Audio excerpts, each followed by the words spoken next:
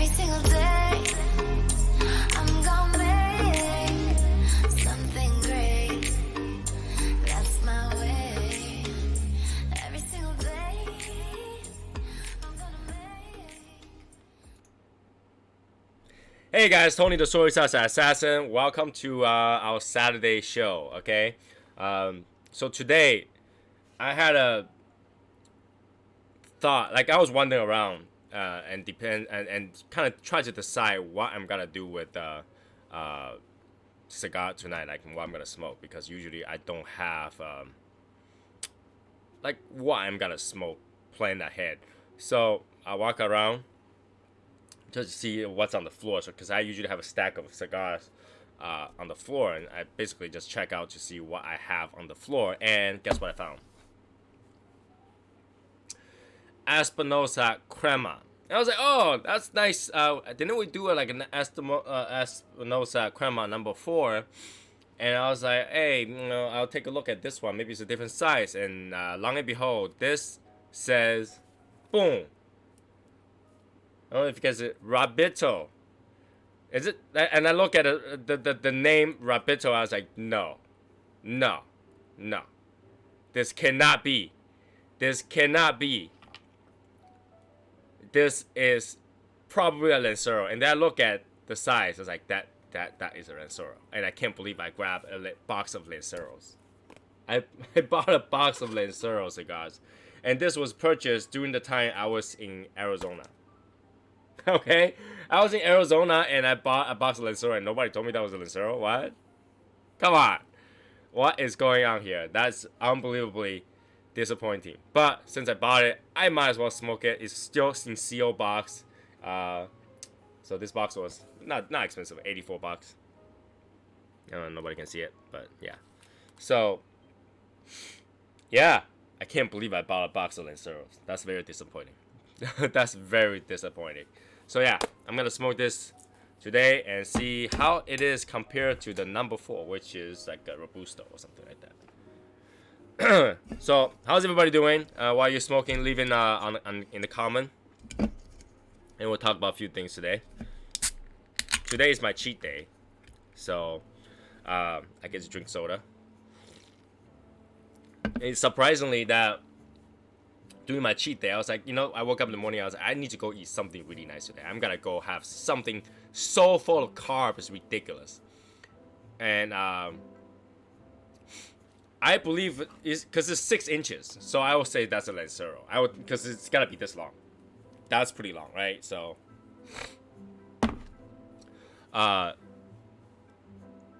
Open 69 chicken. Okay, yeah. So I thought I was gonna eat something really crazy today. I even planned to go to Cheesecake Factory and get a nice chunk of cheesecake. I end up doing none of those. Today is just such a weird day that like I thought everything I was gonna do, I did not do. For example, I thought I was gonna give Kyle his cigars correctly, everything, and I forgot to give him the important stuff, like the stuff that he wanted, and I gave him the wrong cigar amount. Crazy stuff, wrong stuff everywhere. And then I thought I was gonna go eat nice stuff today. I end up eating food court food. Believe it or not, I ate food court. Alright? I thought today was gonna be nice and problem free. I burned my finger today. I literally burned my finger on hot glue today. A whole chunk of skin that just came off. So I had to have some Band-Aid on me. But good thing it's on the thumb. I can show people, say, yes, And then I thought I was out going out to the mall to shop for my wife's makeup and end up buying a pair of shoes.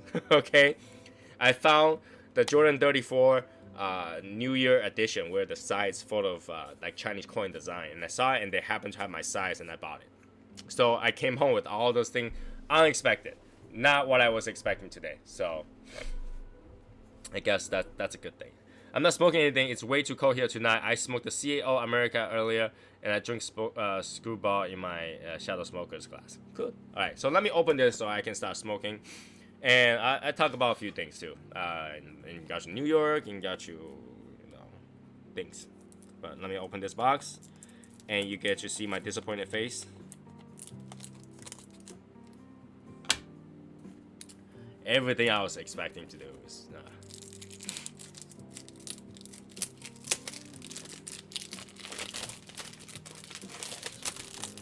Alright.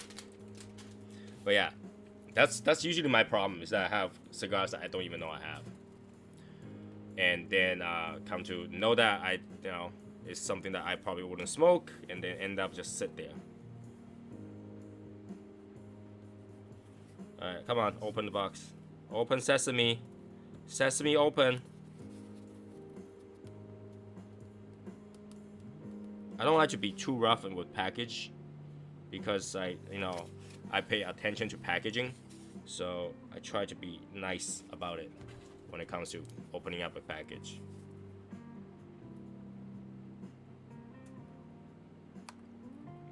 Very lightly score the sides. Score the sides. Come on. Come on. Gotta score more. Hold on a second. Patience is the virtue. Patience the virtue. Even though it's a box of Lancero, I start to lose my virtue.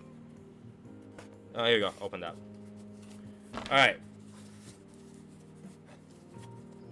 Don't tell me there's another sticker here. There is. Alright.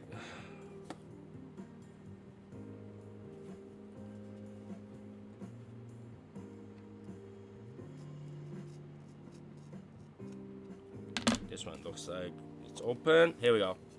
Yeah, Lanceros. That's Lancero, right? That's see, it's longer than my face. It has to be Lanceros. Longer than my face has to be Lancero. I'm not smoking either. Horrible toothache. Face is swollen. Dentist Monday. Okay, that sucks. That really sucks.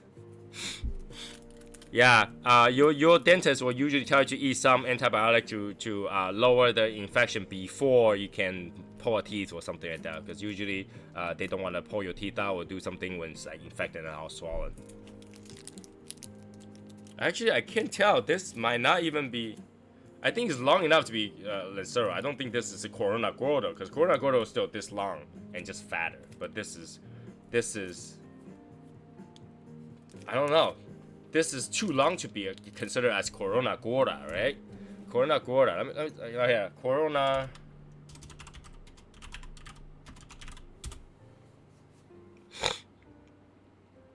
Corona Gorda is 5 5/8 inches.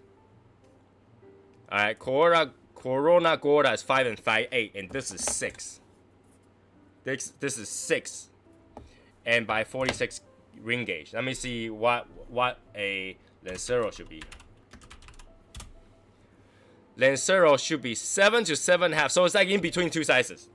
It's between a Gorda. It's between a Corona Gorda or double Corona Gorda and a Lancero. So this should be a double Corona Gorda. Okay, in that case, I'm not smoking Lancero, so I guess that's a good thing. Maybe I'll enjoy it, because I looked at it, it's a little bit fatter than Lancero, so I might enjoy this. Who knows? Ding. I don't like this footband. I gotta take it off.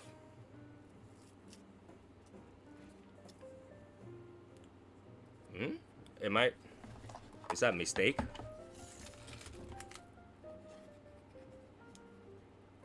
Okay. So there is a tail on this, and I guess when I pulled it, I pinched the end and actually pulled that tail off, and now it's already punched. But it's still too small of a hole. I have to get it bigger.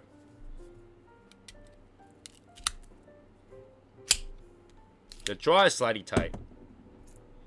Not my favorite kind of draw.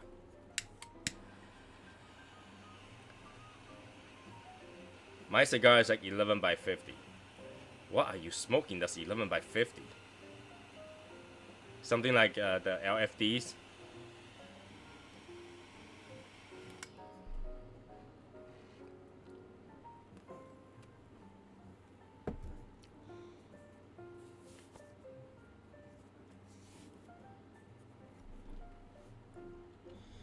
Yeah, but then they don't call this, that based on the standard on sizes, this is right between sizes. So I guess that's why they call it like a Rabito, because it's not technically a Corona Gorda. It's the length of double Corona, and if you want to call this, it will have to be like double Corona Gorda, right? I don't know. They just made up new names all the time, but we'll find out how it is. So far, not too bad, because there is some creamy flavor to it.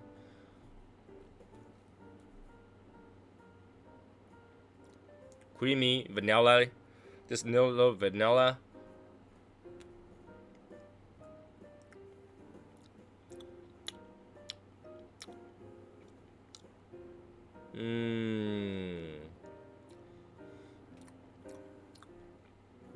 I had to see how it developed. So, again, same deal. Let me turn on my fan, if I can find the remote to turn it around, and turn on max.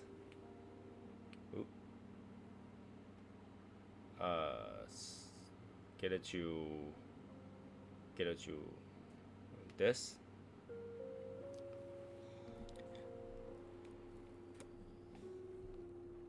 All right, now it's turning around. The fan turning around, because I had the fan away from me because it was on the heating mode. And now it's facing me. There we go. Stop. Turn the fan to like max power. All right. So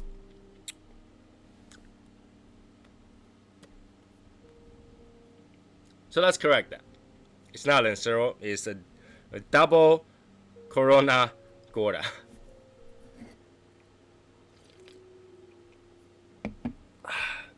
So like I said, a lot of things that I planned to do today, I did like the completely opposite. I wasn't doing what I planned to do. Last night, I think I stayed up until 4:30ish a.m.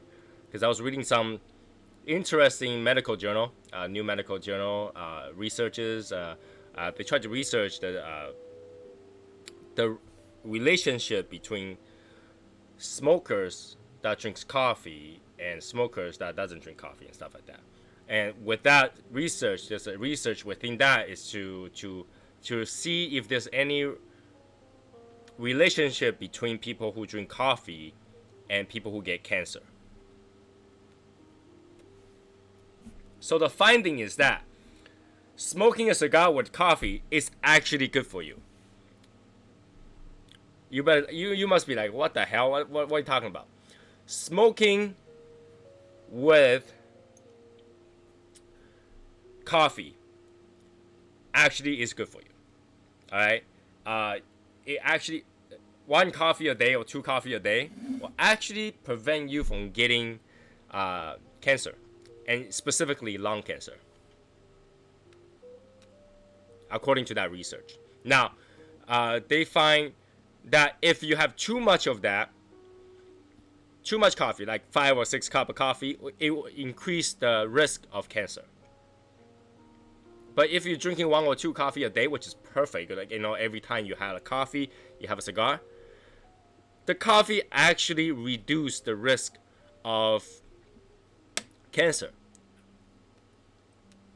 Now, the study shows that because the coffee speeds up your metabolism, it speeds up your body moving, it speeds up the overall speed of your body, it replaces cells faster. When it replaces cells faster, you're less likely to have those rogue cells hanging around because it has been replaced constantly. So having a small amount of coffee, 1 to 2 cups of coffee a day,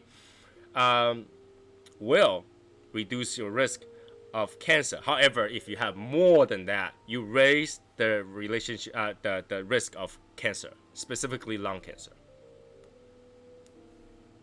I find that to be actually very interesting because, however, they find that the relationship between that, it's like in the documentation, I already said that specifically coffee has no relationship to cancer. However, the effect of coffee reduces cancer.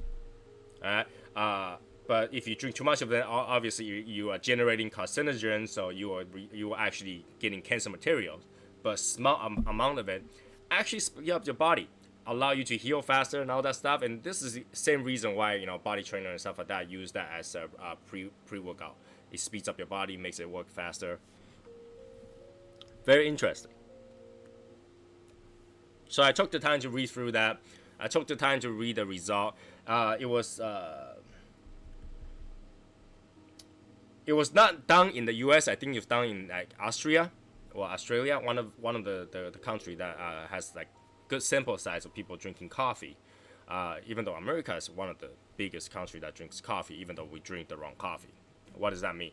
Like I told everybody before, American people drinks coffee wash. It means you wash coffee. It's the same process as if you wash your rice, right? You put water on the rice, brew it, and then let the rice out, but you don't drink the water, right? But somehow you put the water on the coffee, wash with hot water, and then you drink that water. So Americans drink coffee wash. Interesting enough, if you add water to espresso, it's called Americano. It's almost like making fun of American drinking coffee. Oh, water it down. That's how American people drink it. So yeah, I think that was pretty interesting, because recently when I got too much time, so I start to. You don't wash your rice, you polish your rice. Polish your rice. But American people think that, well, a lot of people think that you're washing your rice. You're putting water in your rice and they expect to wash your rice. What are you washing off? Do you take a dirty plate and then just rinse with water and thinking that's clean? Like, honestly, do you if I give you a dirty plate that I ate yesterday, are you just gonna rinse it with water and consider that as clean? You wouldn't. So how is rinse the rice with water considered as washing the rice?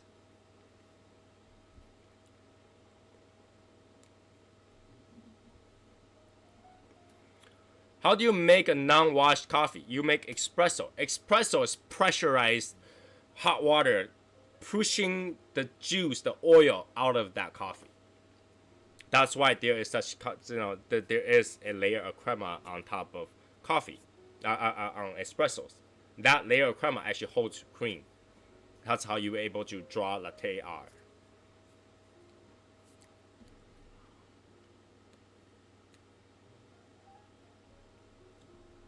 No, you'll use it dirty. Here's the thing: you go to any reputable Japanese sushi restaurant. You ask them, "Do you wash your rice?" They will laugh at you. Okay, they were like, "What are you talking about? You don't wash your rice. You polish your rice." Literally, they will tell you not to swirl in it. They will tell you to rub rice on top of rice to polish it, round it off, so that it's clean. It's nice. Rice itself is clean because it's a grain that's enclosed with a shell, right? And obviously, if it's closed with shell, what's dirty in there? There's nothing dirty, right? So whatever on it is just starch water, and rice itself is full of starch, so you're washing rice off, right? So technically, washing the rice is not washing off anything. And you're saying that you're washing off dust? Come on, you're breathing dust. All right, you're boiling the water on top of that, so isn't that still hot water through coffee? That's actually different. If you just rinse hot water through coffee, you're washing the coffee. But if you force pressurized water through the coffee, you're pushing the oil out of it, because obviously oil is hydrophobic. It doesn't get washed off by water alone easily, right? Unless it's hot water or it's pressurized. And that's why espresso is pressurized water. It had to go through like a 100 bar pressure to go through and pushes that oil out of it with the water, right? So you're adding more liquid, so the oil actually comes out with the water. So you're actually drinking the essence of the coffee bean and not whatever that's on the surface of coffee bean.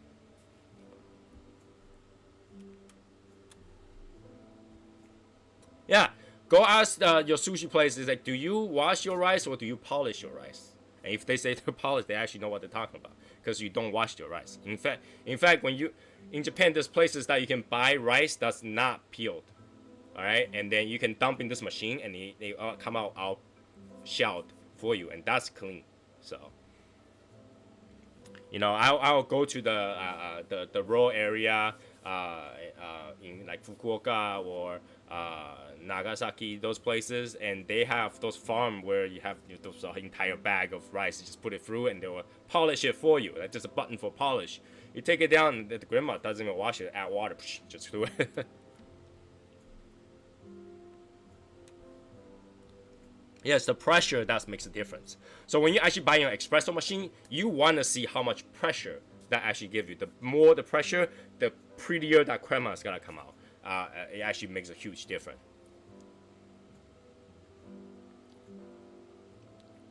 Okay, yeah. That's totally fine. That's totally fine. I mean, something like I think if you watch the I Dream of Jiro, they actually like the guys like no, you don't wash rice, you polish your rice. Like you know, like I went to a lot of good sushi chef, they always tell you that you polish your rice. I mean, if you go to Tsukiji market, they will tell you the same thing.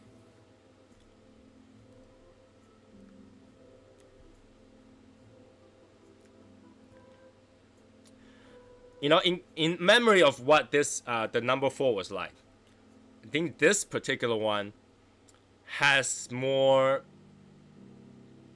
punch but less lingering. More punch, less lingering. So it does have that a little bit of that essence of Lancero, where you know every notes are combined together and comes in one smoke rather than phasing off. This one is all together, but it kind of has a little bit of phasing off. So I guess it's literally try to do it in between.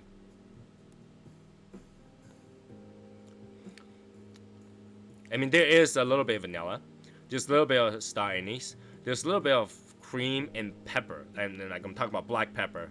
So and the black pepper lingers a little bit, and the star anise lingers a little bit.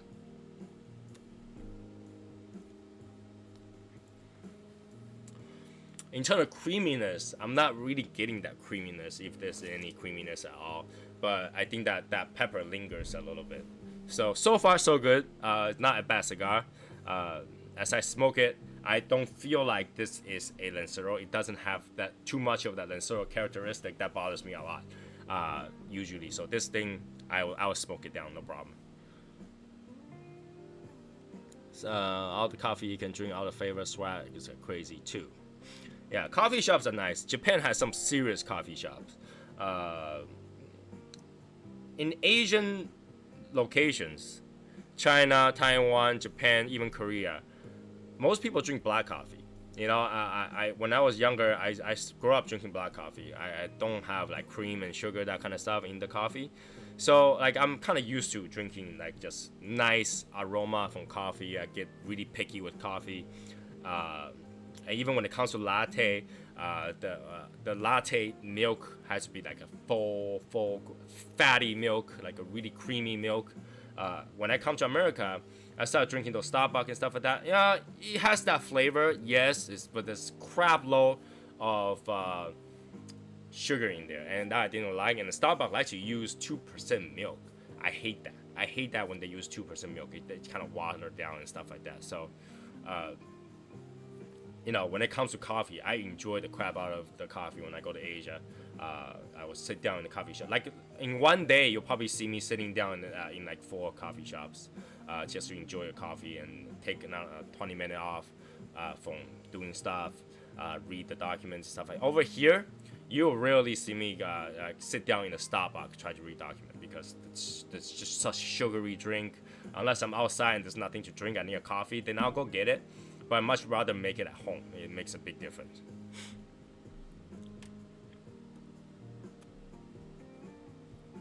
So, in terms of coffee, I prefer espresso and Americanos over coffee. But, you know, if coffee is done right, it still can taste really good. So the next thing I want to talk about is... I spent all day in St. Louis, but I'm not sure. Coffee needs to have some aesthetic quality to it, because it breaks apart that dryness. And when I say dry, I mean bitter.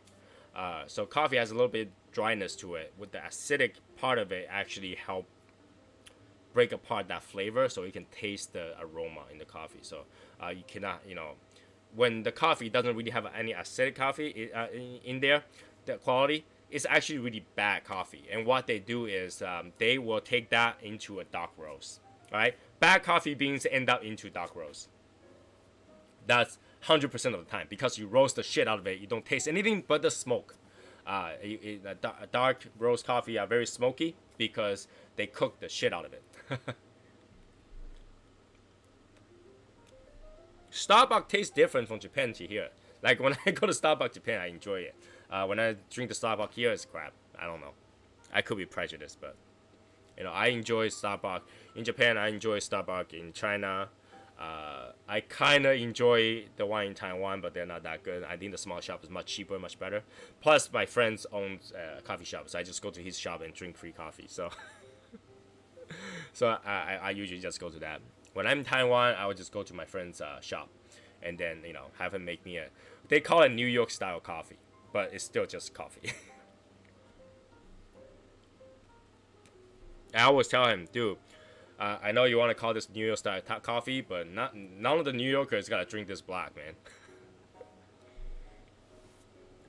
So today, aside from those things, I also found I like Starbucks coffee wash. Starbucks actually serves espresso. They don't sell coffee. They have cold brews, so that's actually coffee. By the way, espresso beans and coffee bean are actually the same thing, except they're roasted differently. So don't think the espresso bean is not coffee bean. They are coffee bean. It's just roasted differently. So I look at a video. Somebody risked their life to go into that newly built hospital in China. If you know that they tried to build 2 within 10 days. I really want to show it to you guys. However, I don't have a way to get it to the computer to show you guys. So I'm thinking how I'm gonna be able to show you guys. Alright, I'm thinking how I'm gonna show you guys. Maybe I can show it through the phone. I think that's the only way. 4 coronavirus case confirmed in Houston. I don't care. They can die. It's not that bad. Alright, so I'm gonna try to see if I can show you guys that particular video. Because I was having trouble to show it to everybody. Alright. It's really hard to... Hold on a second. I want to show you guys how it looks like. And I call that hospital grave. Alright? Hospital grave. Hospital grave. It's a hospital that's literally a grave and jail. And there's English on it, so you guys can actually... I don't know if I... Freak. That's pretty hard to see. Let me see if I turn off the light here. Is it easier to see? No. How I'm gonna show this? Let me find a way to show it to you guys. And this is probably gonna get me in trouble for leaking this, but I wanted to show it to you guys. Okay. MP4. I'll show it through here. I wanted to show it to you guys. I'm having trouble show it, so hopefully this will work. Because last time I was able to stream a video, so I'm gonna see if I can do that this time. All right, let's see if it will upload. Upload. Give me a upload. All right, so I saved it. I'm gonna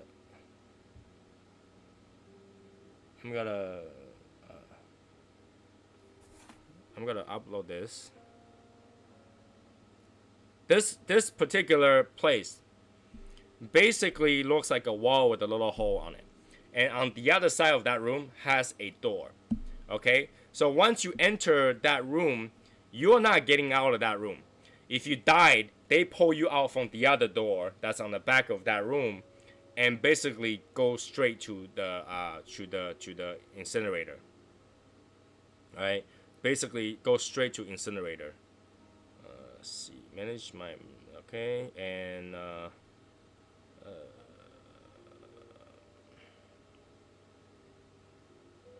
device folder. This one. Back up now. There we go. So I back up into my cloud and I'll show it through the cloud for you guys. Alright. So, and just do this. Photo. Hey, Aaron. Alright. Any moment now. Any moment now. Okay. Any moment. Come on. I thought I upload.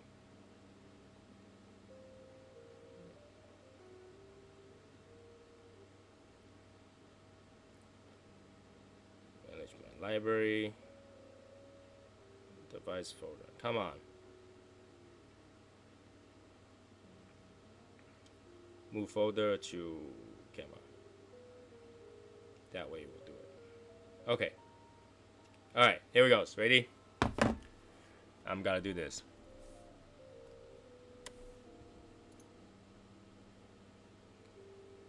Come on, it shows updated. Show me the. Come on. Hey, Aaron. I wanted to show you guys because it's interesting. I mean, a lot of times you won't be able to see this. So. Right. And this one actually have English subtitle too, so I figure it's interesting. Okay, here we go. I found it. Alright, ready?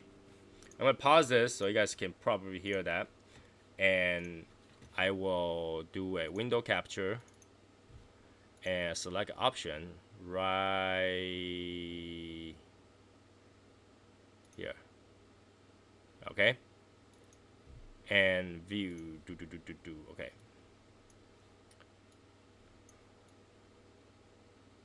Hold on a second. Hold on a second.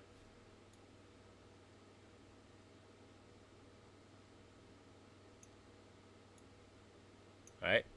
So I'm going to show this to you guys after I enlarge it enough.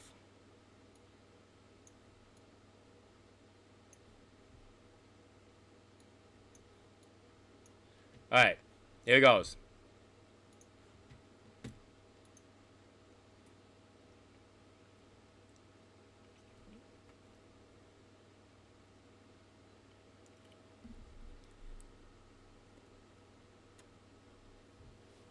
See that little hole right there?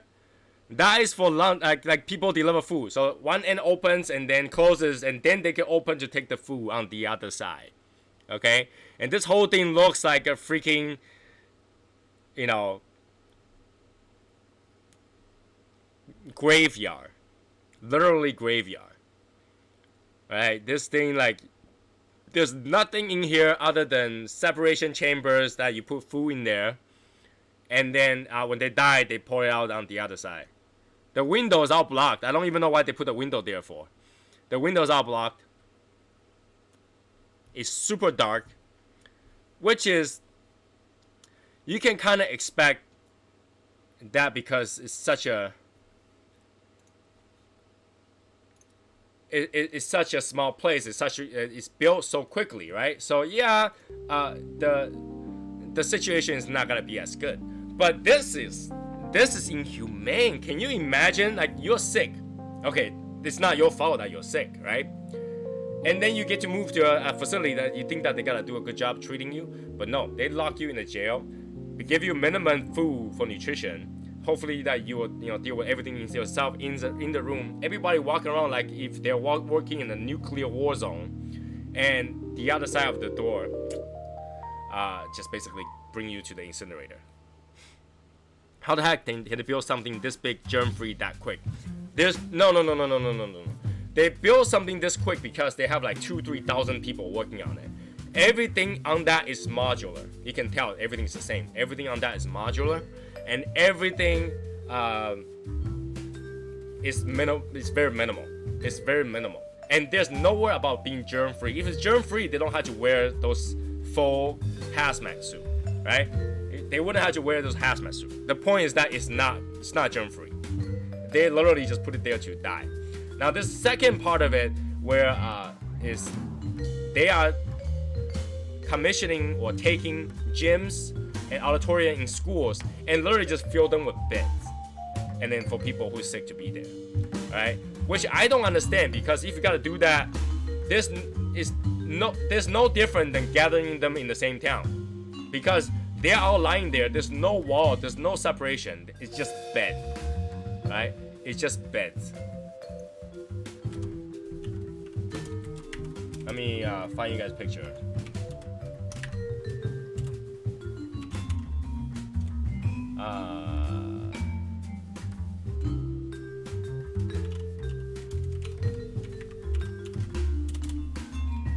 I think I should be able to show this.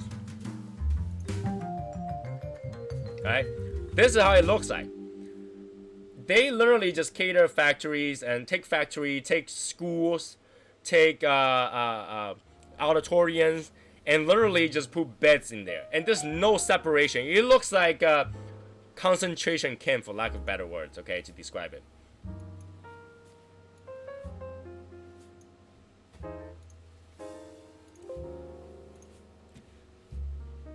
Alright, here we go. Image.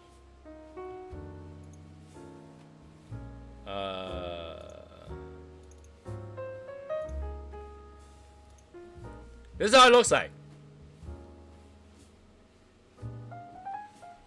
Does that look like if someone stayed there, they're gonna recover?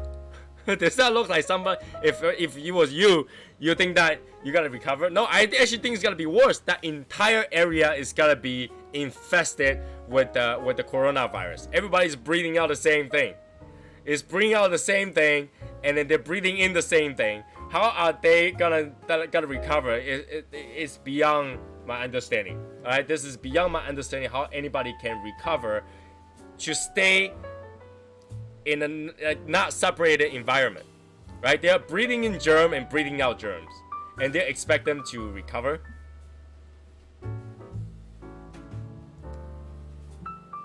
Right? They are. Alright, here's one that's how it looks like in the like I said, they took some auditorium as well.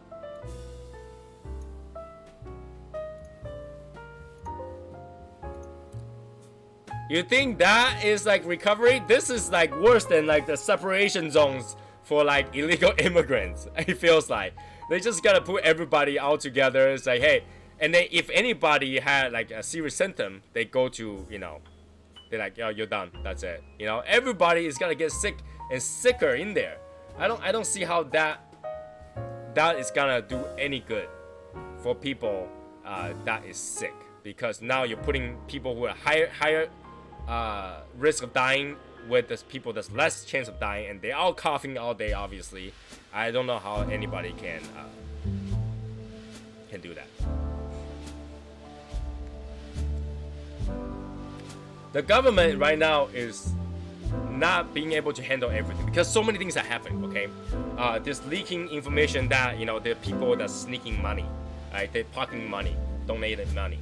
There are news about people who bought online to buy masks and stuff like that and donated to the Red Cross. And guess what happens? After they donated, they want to buy more to donate, right? When they buy more, somebody received their own box that they donated. After they donated, the Red Cross sold the box again online and pocketed the money. How did he know that was his own box? He opened it up and found his own letter in there for the Red Cross. Okay, he opened it up, Red Cross letter to the Red Cross. It was in the box because that was his box. So he knew that whatever he sent to the Red Cross got sold online to somebody, then to buy it again and donate again, and then pocket the money in between. That got started. So now the government is like, you know, we're not gonna go through Red Cross. You're gonna donate straight to the government, and which I think defeats the point, because it's not like the government had no money. All right, China had the craziest GDP. They have shitload of money, and they can use it to save their own people. That's just crazy.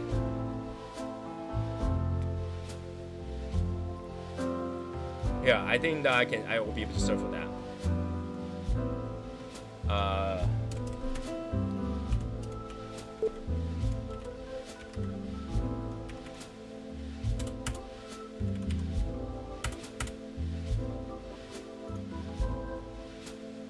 Alright, let's see if I can find.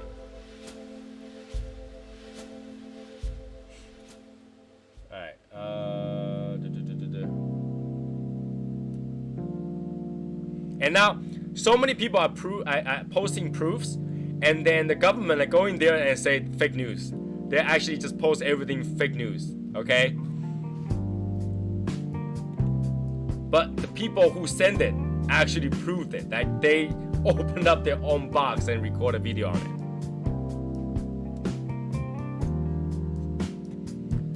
Okay, so let's see. Where is it? I want to show you guys the one with the photo proof.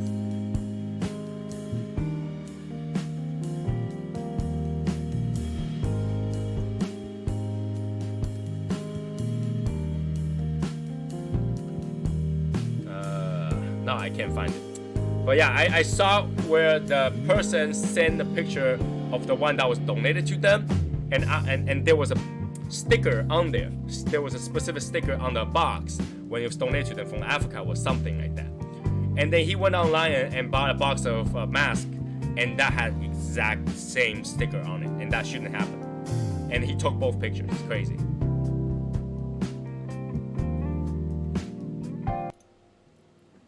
How's that? I forgot I turned on the desktop audio thinking that you guys can hear the video, but it was different. Is that better now?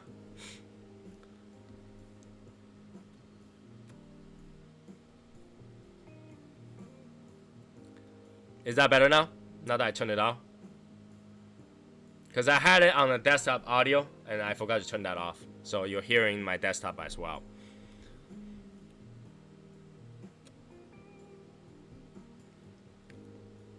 So yeah, it's a huge mess, and I feel like they're trying to do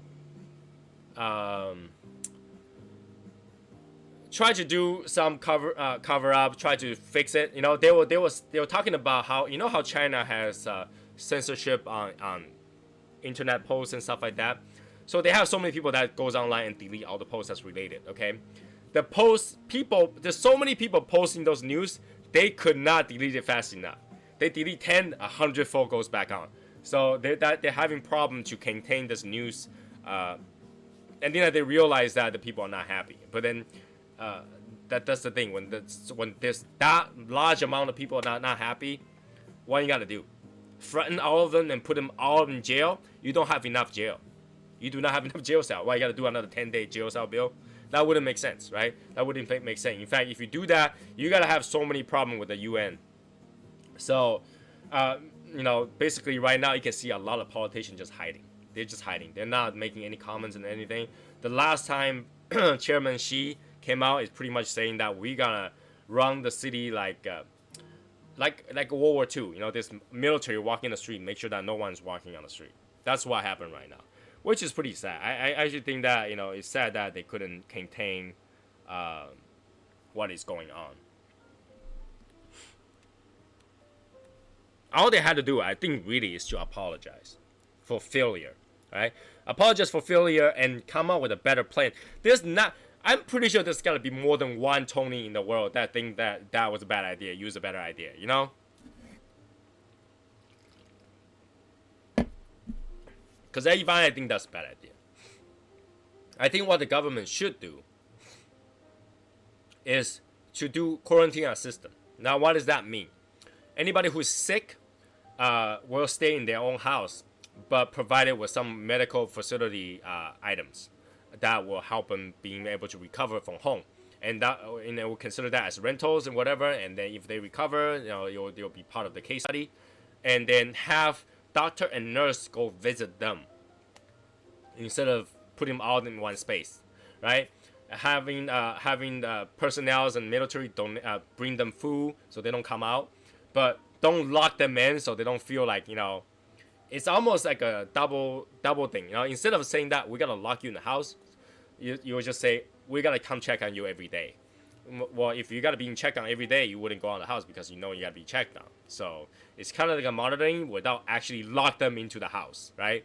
So that's better. And then, you know, obviously they have their own place of living and all that stuff, and you can study the effect of them recovering from the house too. And with the doctor being, you know, going left and right, they can do better than that. They can do better.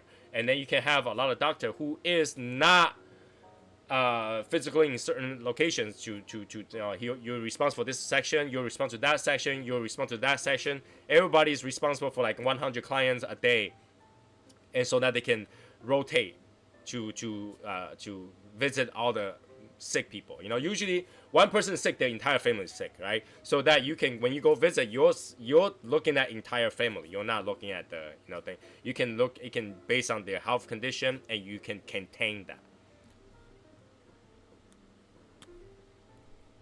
Right?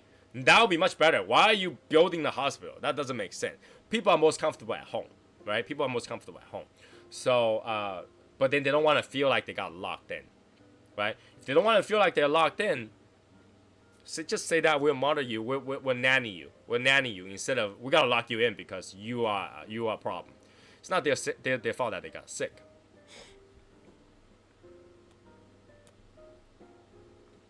There's no way that you can put all of them in there and expect them to recover. At home, at least you can watch some TV. You're on the bed, at least you can watch some TV because you're on the bed 24/7. At least you can watch some TV. In that jail cell, all you gotta hear is people dying. Right? In that big place of beds, you're just lying there all day like this. Right? And you hear people go, save me, save me. All you gotta hear is that, right? And then next thing you hear somebody flatline. You see doctor running. You're like, another guy just died. That's not really gonna help you. That's not helping anybody, right? Keep them in their home, and if somebody passed away, at least nobody else is affected in there other than their own family, right? And they have a roughly the same time frame of when they got the disease, right? When you put everybody who had a different time of getting the disease, you're not gonna be able to keep a good track of who's gonna, who has already over that 14-day period, who is not, right? People who might have cured from the 14-day period and recaptured it, a different strain of that virus, and got sick again.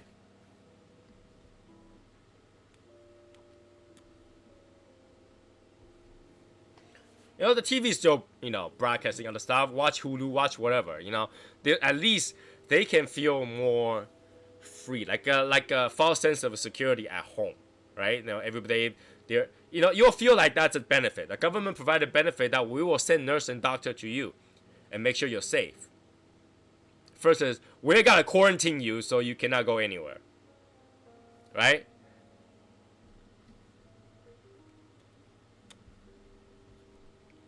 Right? That's a big difference between I am gonna lock you in your house, or I am gonna put you in this place you cannot leave. You cannot do anything you want, you just stay on your damn bed. No visitors either. Alright?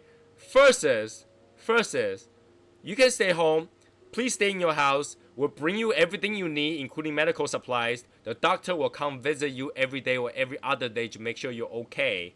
And if you have anything, call this number. All the doctors are on call.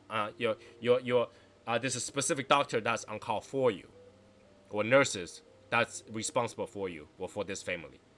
That is white glove service versus like Nazis chambers. I really think that's a huge difference. That is huge difference. And like they won't try to escape. Like when will I get escape to? They're in their house already, and there's, if you bring them the supplies, all that stuff, they are all taken care of. That's called citizen benefit. They will feel like that is a benefit. I don't have to worry about it because they are checking on me every single day. First is like, you're in the hospital for the people. You're like, when is it my turn? I'm dying. When is it my turn?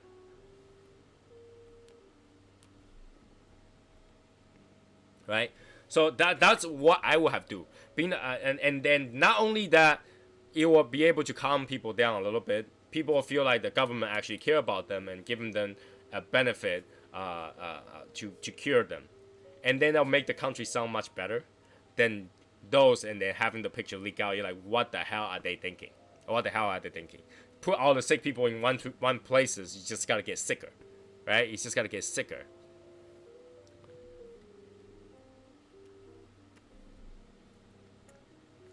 And I think it's much easier to sanitize a small amount. Like, you can imagine that particular auditorium, the concentration of the virus in the air must be ridiculous. Must be ridiculous. This is not gonna be a good, it's like having 1,000 people smoking cigar in one auditorium. That's how bad it is, right? If you separate them by their own house, they will most likely be healthier. And it's the same dumbness for them to keep those people who are on the cruise together. They're like, yeah, like the cruise originally have like 2 people, now they have like 61 people sick. I wonder why you keep them in the one place with the one central air system that's circulating that germ all over the place, and you'll wonder why they all get sicker in the boat. Right now, I think I heard a news yesterday night that they're finally letting those people out of the boat. Yeah, because they're getting sicker on there. Even if they're not sick, they're gonna get sick. A lot of them just lack of that common knowledge. Like, I don't know what they're thinking. What are they thinking? So. Alright, so back to cigars. Let's talk about cigars. Now that I've been about the hospital again.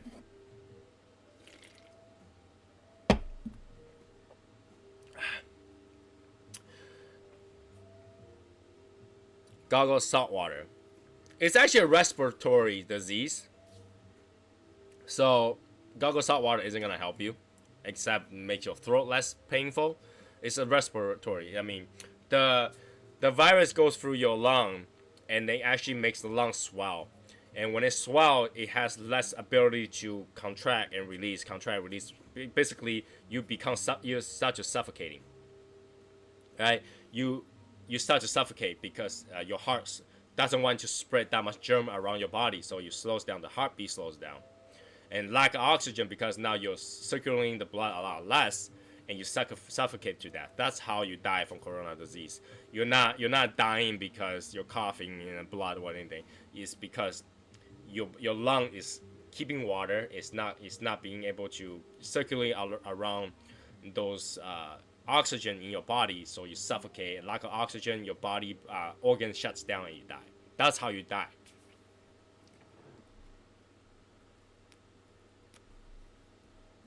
I just want to kind of give you guys that idea, because a lot of times common knowledge. Common knowledge will save you. Common knowledge will save you. All right, and the best common knowledge in America, flu is everywhere. Don't worry about it. Flu kills more people every day. Don't worry about it. Back in the day, people worry about heart disease, heart attack, Ebola, and all that stuff. Flu, today, we still see it. Don't worry about it. Right? Literally, don't worry about it. In fact, if you just had a flu, you're less likely to catch coronavirus because your immune system is highly aware of symptoms of things that's similar to a flu. And coronavirus is very similar to a flu, so your body can actually catch it faster and might fight it out faster. Alright, so back to cigars. Ooh. So one thing I want to do new is that I want you guys to kind of tell me what about cigars that you didn't know yet that you really want to know. What about the cigars that you don't know yet but that you really want to know? I think it'll be interesting to find out what people don't know about cigars. Oh, I just taste a really nasty note.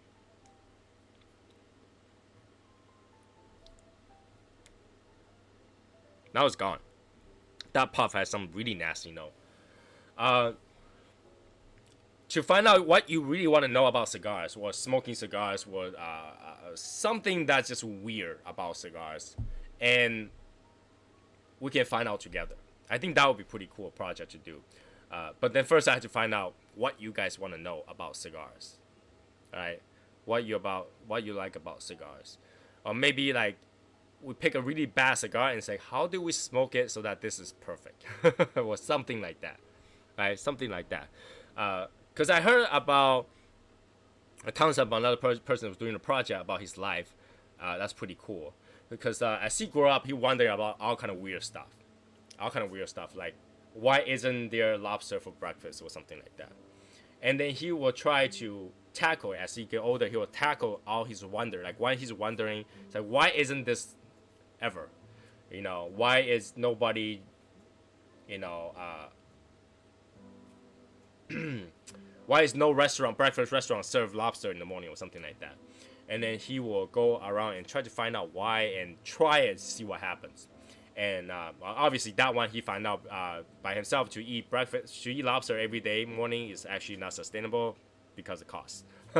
But I would think that's really cool if we can find out some questions that like you will wonder about cigars or cigar industry or cigar itself or process of smoking cigar, and then just like you never tried it before, and then we can find out together what if. Because I used to wonder what if I infused a cigar with soy sauce, and I did it, and it was pretty interesting, even though it tastes like crap. And I said, oh, that's why they don't do it. But it will be interesting to find out, what you guys think about other items, like for example, something like why is the cigar band near the top, or why the cigar has to have caps. That's interesting. Does anybody know why the cigar has to have caps? Why doesn't they just glue the end and not have the caps?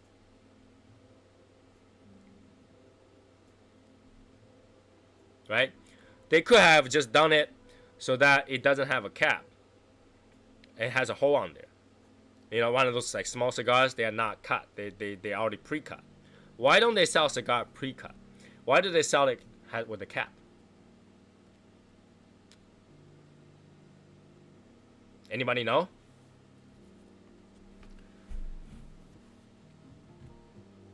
To sell cutters. But cigar company don't necessarily sell cutters. Right? Cigar company doesn't necessarily sell cutters. And when you buy cutters, you don't necessarily buy their cutters. So that's not really a reason that they will go with that, right? In fact, a lot of places, back in the day, they would just rip it off. They don't even have cutters.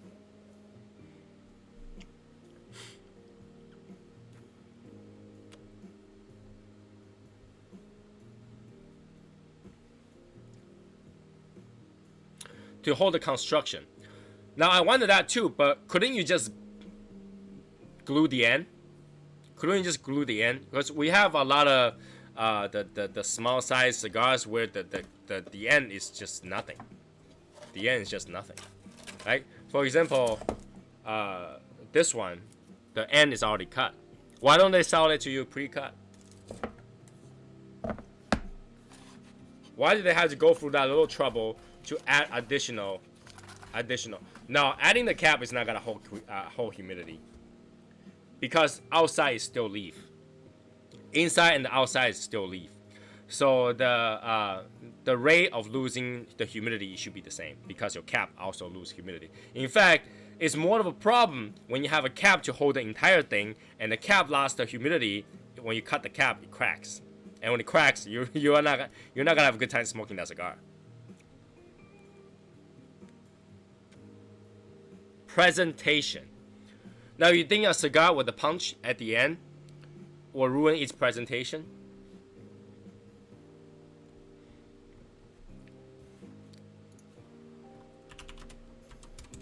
That's a good question. I'm gonna research on that right now. Why do cigars have caps?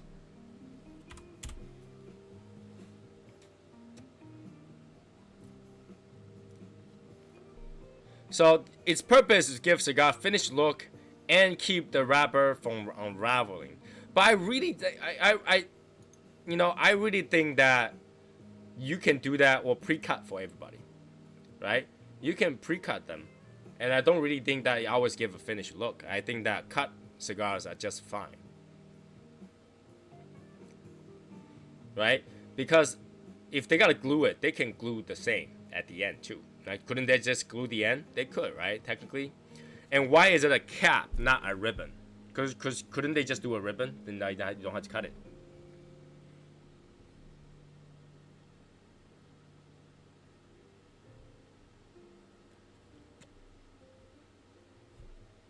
Right?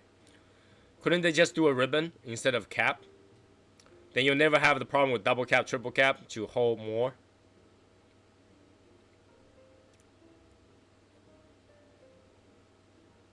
But even if you do a ribbon, you can still tell which side is the foot and which side is the head, right? Technically, the band will tell you which way you should be smoking anyway, because there's a top side of the band, there's a bottom side of the band. There are cigars that are pre-cut.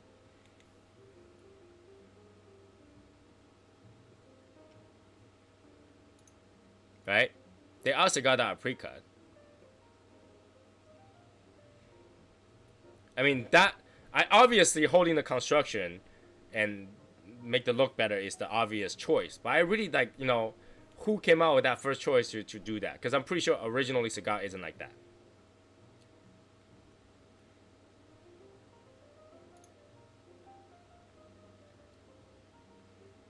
Yeah, I think that you guys ask that kind of questions, and now, you know, we can all try to figure it out together. I think that would be a pretty interesting thing to find out.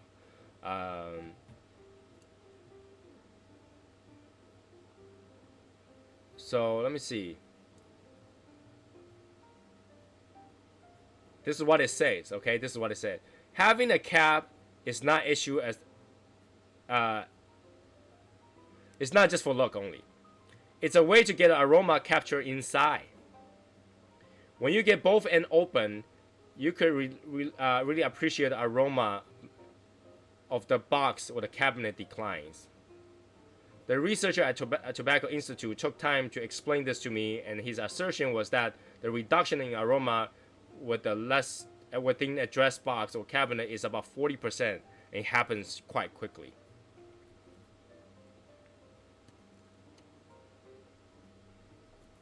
Besides, how can a smoker do his part in the ritual of igniting the cigar when half the job is done? So they just give you that cutting the cigar, appreciating the moment, part of the ritual, the ambience, evaluating the cigar, and people think that when you cut your cigar is the moment of the, like, you know, it sharpens your awareness, your sharpen your senses to that cigar.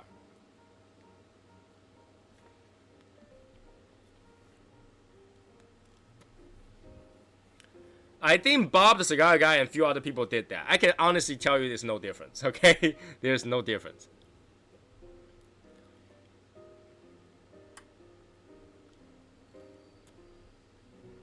It's part of the experience. It looks like it is. It's just try to make a ritual out of it, you know? Ritual out of it.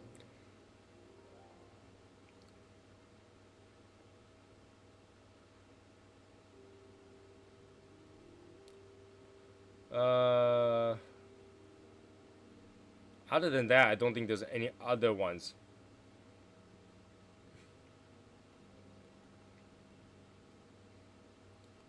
And then also to keep people who choose their tobaccos from unraveling their cigars.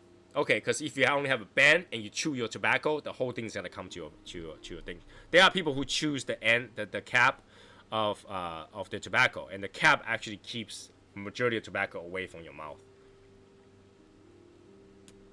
So I guess that there is a reason for it, because people do chew their tobacco.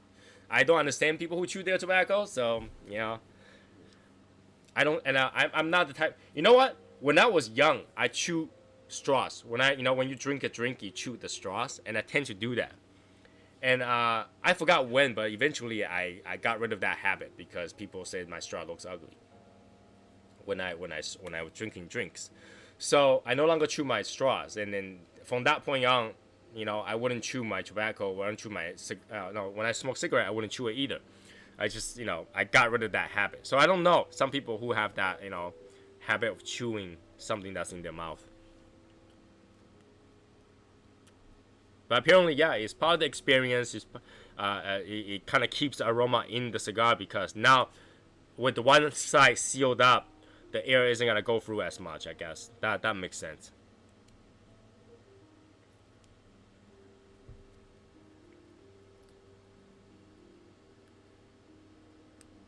So yeah, something like that I think will be interesting to come up with. So if you guys have any of those, leave it in the comment, leave it in the forum, leave it in the group.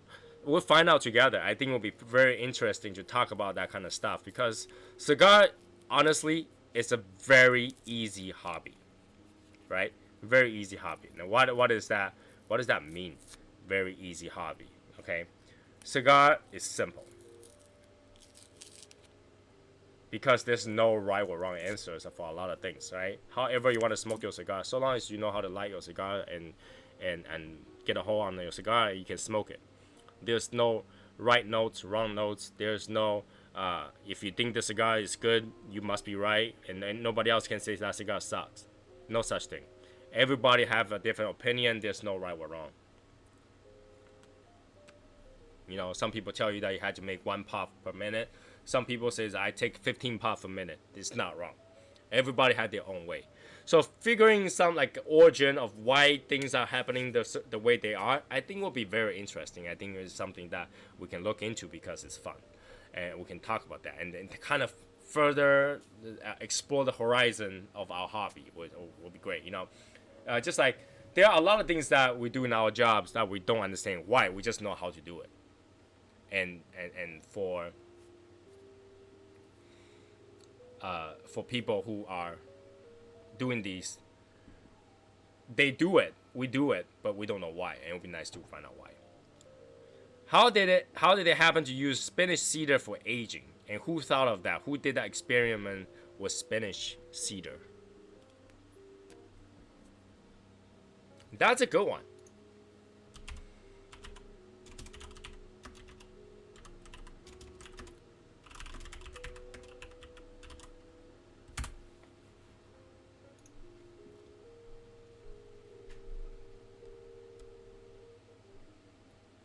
Let's see if anybody ever asked that question before.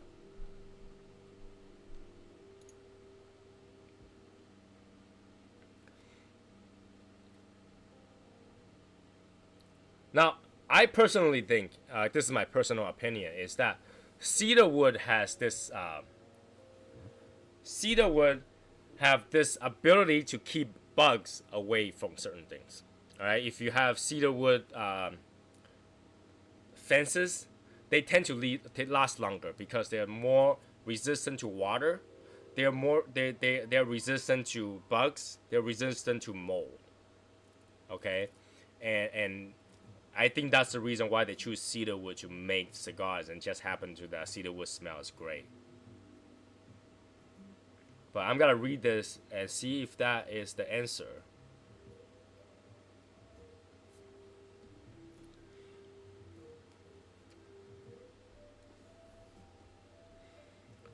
It says that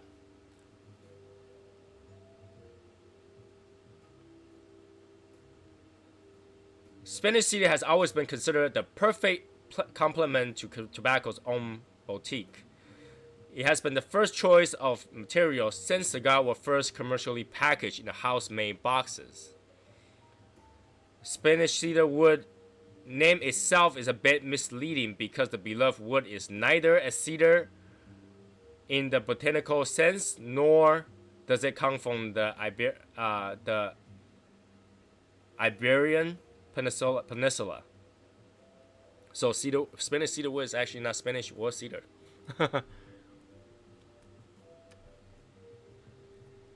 Right? It's neither. Okay. So okay. So it says, its softwood is resistant to insects, like I said before, and contains few resins, which can present a problem during the cigar storage. So there's no like sap.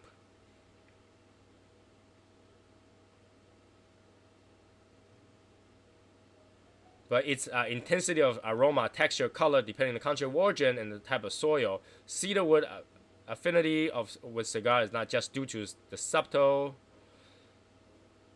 subtly pleasant fragrance. The tree, which is known for different region, different name, part of the native flora, many cigar in cigar producing countries. So it just happened to be the wood that's available as well to those people that produce cigars.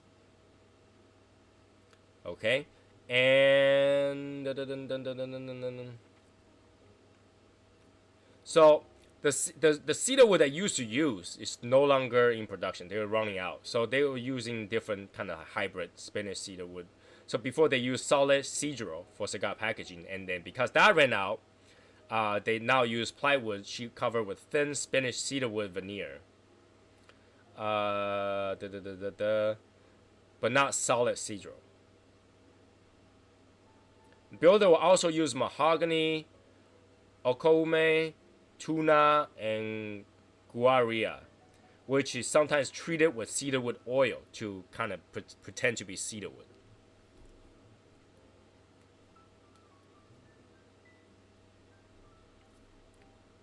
Okay, and let's see. Padron's box actually have box recycling program because they're running out of wood. that's pretty interesting. So yeah, it just happened. They use cedar wood because that just happened to be the wood they have available in the area, and that happens to be soft wood, easy to work with. They don't have a lot of sap, so they they don't make problem for the cigars, and they're insect resistant. So they just happen to use that. But like they say right now, a lot of cedar wood are just like.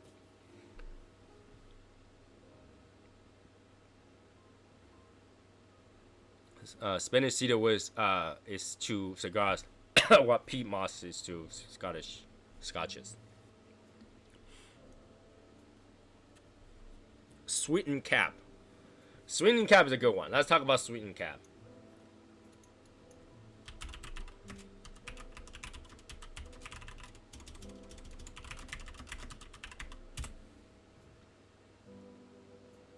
Okay, so let's see if there is a history about sweetened cap.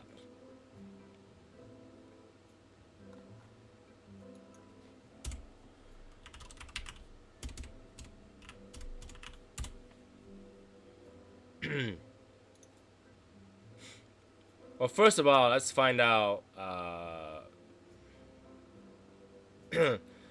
According to the source, CNT, that sweetened cap can be applied several certain ways by dipping the head of finished cigar in a sweetened water, using a sweetened gum, which is the same gum they use to roll cigars.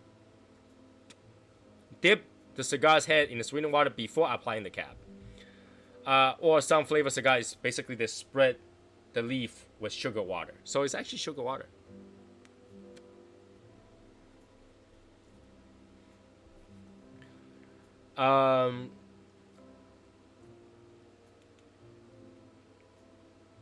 The first sweetened cap that I actually noticed was actually the Baccarat cigar. The Baccarat cigar is actually like really, really, really sweet.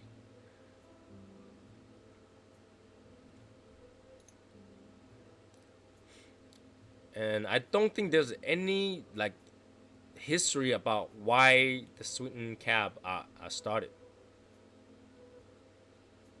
That's just weird. I had to look into that, but we'll revisit that. I'll write it down so that I know that we'll have that question one time in our meeting, right? Sweetened cap.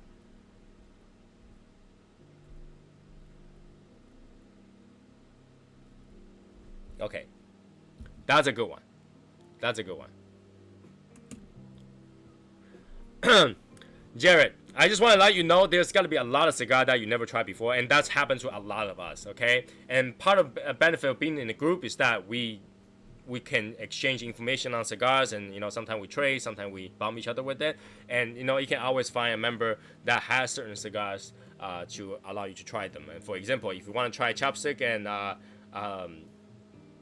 egg roll, I have those, and so I will be able to bring it next time to trade, or you want to buy it off them. That's totally fine. Okay, so that's part of the benefit of being in a family-sized group. That we're all willing to share. Most of us not gonna hog a cigar.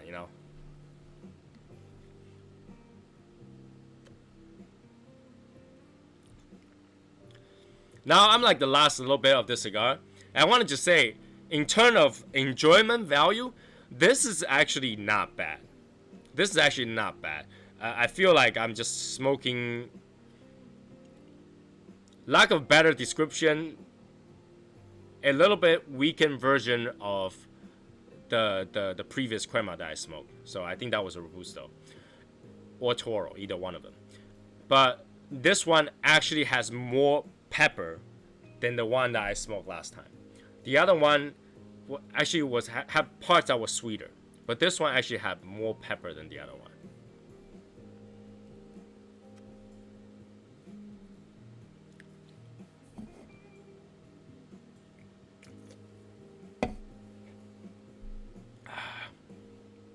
So, let's see if there's any more. Like, I mean, we can continue to do that, and whenever you think of one, throw in the chat room or throw in the comments. And make sure you like the video too. Come on. Whenever I check my video, nobody likes my video. Come on. Unless it's my Cuevas, I had to fight off Tony for them. Hey, it's not my fault. It's not my fault. You know, here's the thing.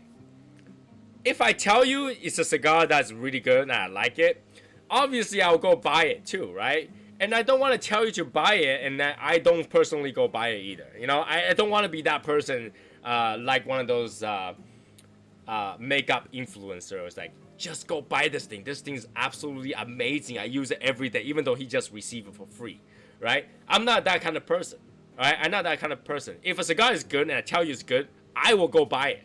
And I will show you that I actually buy them.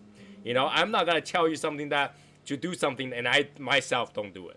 You know, I like to walk the walk and while I talk the talk. I don't want to just talk the talk, right? So if if Casa Cueva is available and I actually like it, I'm going to go buy it. Unfortunately, there was only one. What do you want me to do, right?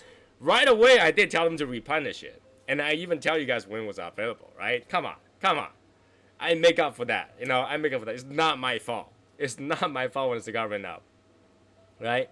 I usually is nice enough, like when I do group buy and stuff like that, I don't clean out the entire inventory, right? So like, for example, last time, Tim had 4 boxes of the egg roll.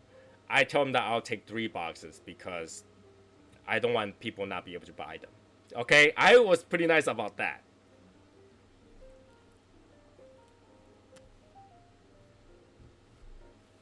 No, that's not the case. I didn't know they only had 1 box. I only knew that they only had 1 box after I hit purchase, right? Because once you put 1 box, it doesn't tell you that we only have 1 box left or 0 box left. How the Cameroon tobaccos get discovered in America, Africa? That's a good one too. I think that has to do with the because Cameroon is just a color of the tobacco leaf and really like the fermentation process. So I think it's still just tobacco. You know, tobacco leaf is tobacco leaf.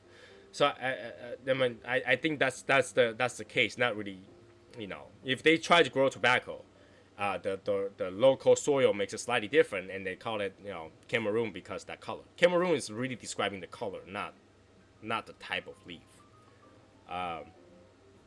In terms of Africa, that Africa brand that I talk about is actually try to break into international. Like they're really trying to go premium right now. You know, if you guys do find that cigar, the Africa cigar, let me know. I'll go buy some and try it because it really intrigues me, like how Africa just go, we gotta defeat Cuba in cigars.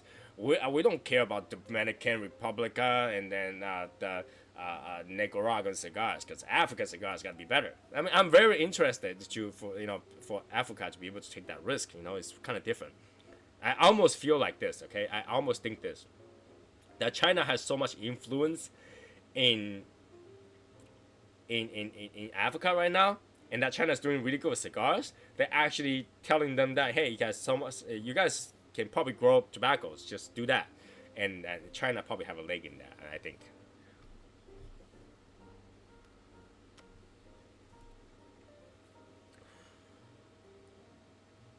No, Cameroon is the leaf color, I believe.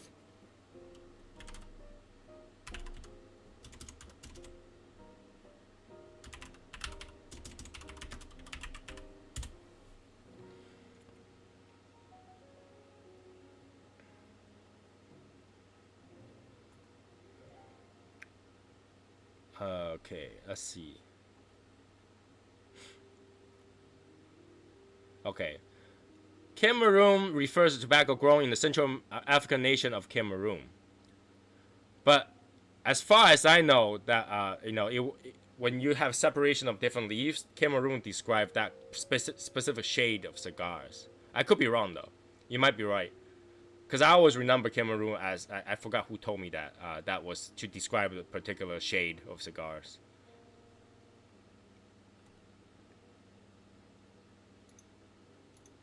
But I'll look into that too.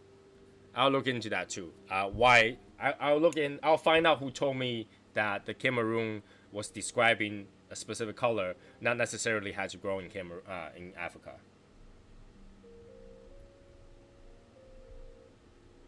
All right, I'll write that down, because some Cameroon cigars are not produced in Africa.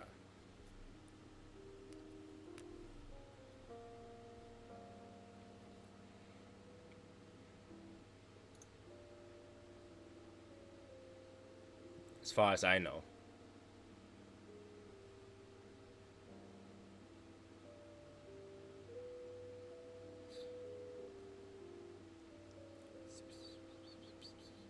Yeah, I had to look into that.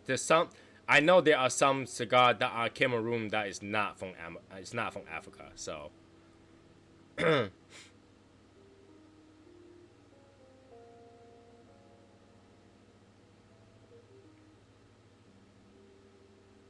for example, Cohiba Red Dot had a Cameroon cigar that's made in Dominican. So I had to look into it, but Cameroon is the most precious cigar, though. That I can tell you. If any cigar that has Cameroon wrappers are usually more expensive.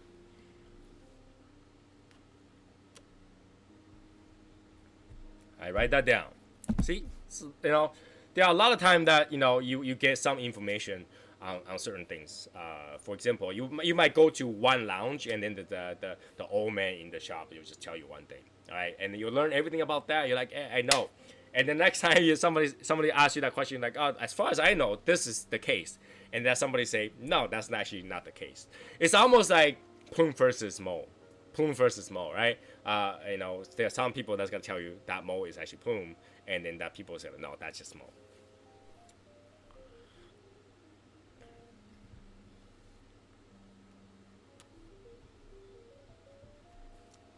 So yeah, there is a difference in that. I think the best part about being a group is that you can gather all the information together, and then you can find out which one is the correct information. And that's what study is about, right? Study, everybody put out the information, cite the information, and then we'll find out which information is correct. And that's the best part about being a cigar community. I mean, you get all the information about your hobby that you think you might have known everything, but chances are you don't. I don't know everything. My cigar journey is probably a lot shorter than a lot of you guys. Some people might have been smoking for like 2 generations or whatever, and I only have like 6-7 years of experience. But because I smoke a lot, I will buy a lot, so I start to look into it, and that's how I got the knowledge. Which on the crown?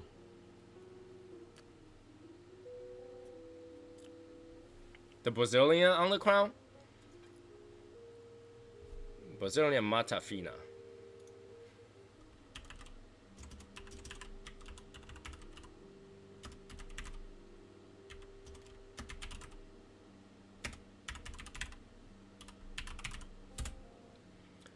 The Brazilian Mata Fina is in Liga on the crown.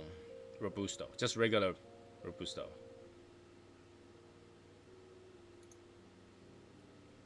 How are the Liga number 9s and Liga T52s? I gotta give you a very honest, very, very honest. Alright, don't get angry at this. People who love number 9 and T52. They are good, but they are overhyped. They are good, but they are overhyped. And I've smoked quite many cigars that is the same value, if not better value, than the Liga 9s and T52s. Okay, the Rat series are slightly more finessed, but Liga 9 and T52s are slightly overpriced. And correct me if I'm wrong, they are slightly overpriced, in my opinion. They just, in a way, yeah, they're good and they're heavily advertised and there's huge hype about them. And rarely I hear people have bad time with the Liga 9 or Liga T52s. They are great, but they're pricey. They are overhyped. All right, they are overhyped for their quality. Jared, you didn't join us last year, but last year a lot of us, or many of us, actually felt like the Magic Toast was pretty good, as good as Liga 9. And the only difference between the Liga 9 and Liga T52 is the T52 is the stronger, more peppery version of Liga 9. So if you smoke Liga 9, you want something stronger, you will go with the T52. But they are not really that much different. Now, the Liga 9 Flying Pig, in my opinion, is the best size for enjoyment. All right, a lot of people like to buy the big Liga 9. I think that's a mistake. I think the smaller Liga 9 is actually much more enjoyable because they're so quick and they are more concentrated in flavor for some reason. So yeah, Liga 9, probably the more balanced of the two compared to a T52. Now, let's be honest here too. Dumbarton is also pricey. Okay, Dumbarton is also pricey.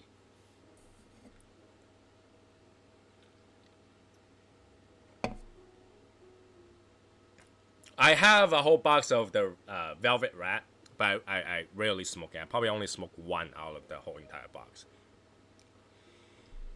That's actually more of the cigar where my guests come in and grabs. Okay, I rarely smoke that.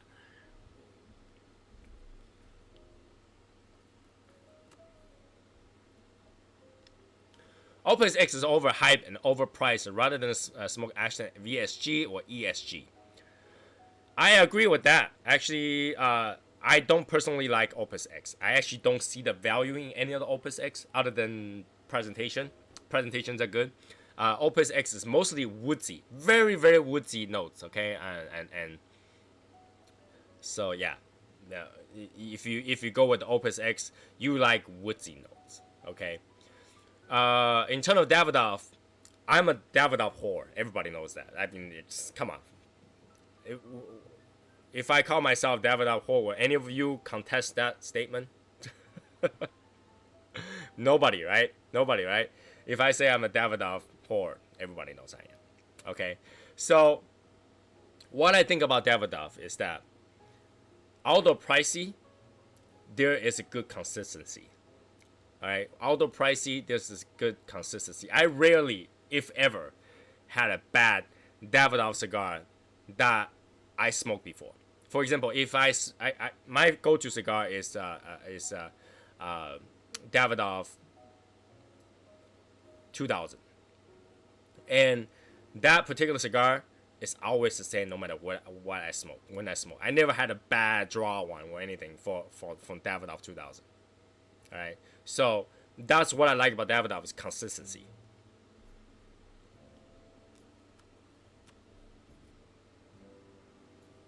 All right, so if you gotta see my collection, you'll have to travel through 3 countries. All right, you have to travel through 3 countries because my cigars are spread all over the place. But yeah, I mean, whenever somebody's looking for some cigars in the group, we always try to help. So it's not like, take your time. Take your time. You'll take time, right? You'll take time, one at a time. That's the journey about cigars. We have to try them, and to the fun part of cigars is to try every single one of them. So yeah, internal Davidoff is the consistency, but here's the thing: their price is also consistent. They don't really discount their cigars like ever. So the price is not something that you want to look forward to. Once in a while, it's not bad. But if you ask me what would I buy between Opus X or Davidoff, I'd rather buy 2 or 3 Davidoff versus 1 Opus X. So that's my opinion on that.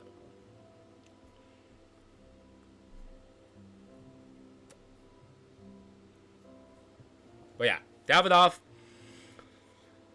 I tried to buy less this year for sure. I am really trying. I'm really trying to do that. Okay, I am going to New York again in the next in 2 weeks.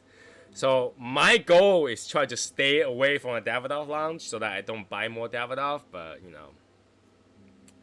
it looks like we might just hang out in the the La Casa de Monte Cristo. So you know we can hang out there. That's totally fine.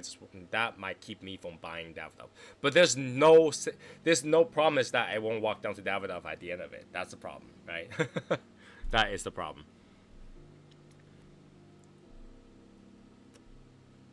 You know, this cigar can almost last me 2 hours. That's pretty good. That's a great length for the shows. So that's actually doing pretty good. In terms of some announcement for the groups, the train is moving. It's actually at the mailbox for Mikey, so he should finish that, and then we'll get it moving. The second train, I had to talk to James and Jeff about that because we have decided to do the same thing for the out of country to come over first, and once it come over, I can send them the trades so that they're actually getting some cigars back. And as that keep going, we can do the second train. Now the second train, you don't really have to sign it or anything. I don't know what box it's gonna come in with, but if it comes a good box, you can go ahead and sign it so that we know actually who used it, who actually traded from it. Okay. Let me double check, make sure I don't forget everything. Okay.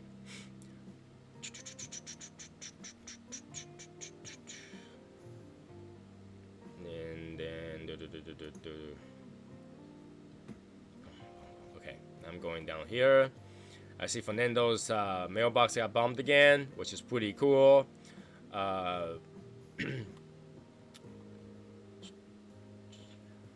Alumni.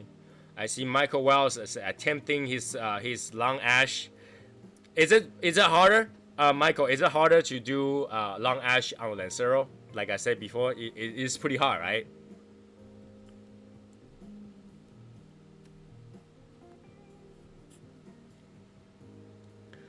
I've had my fair share of Opus X and have been let down every time. They are like the black cats of the fireworks where I can buy motors for the same. What's the train about?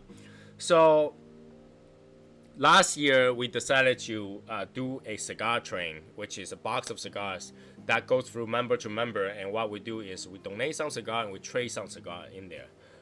What happened is at the end of that trade, we collect some of those cigars and we donate it to Cigar for Warrior. That allows people to try different cigars from different regions that they never tried before. For one, there are a lot of members that never tried Cuban cigars, and there are Cuban cigars in there when they first came over here. I don't take the Cuban cigars, I just let it pass on because I have quite a bit of Cuban cigars. So, people get to try different cigars from different region by just trading the equal value, if not more, so that we get to try different cigars, we get to donate some cigars, and it's fun to do. It's just fun to do. So that's what's going on. That's being shipped to one place to another. If you wanted to be on the train,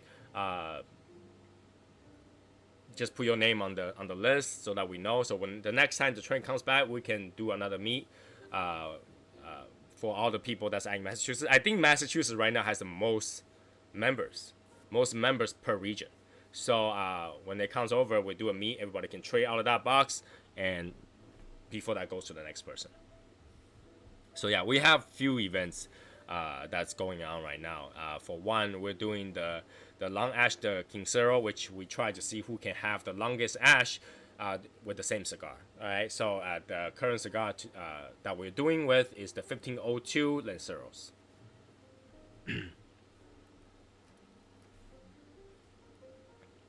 All right, and we also have our group cigar too. Last time we did the longest ash was using our group cigars.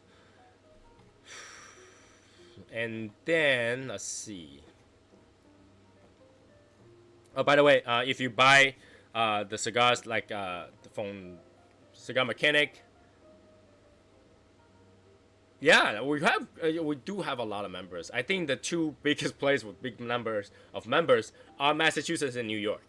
Well, New York, New Jersey. New York, New Jersey has the second largest member count, and I think the number one member count is Massachusetts. And Massachusetts, we're kind of gathered around the one areas within 1 hour drive, so it's actually not too bad.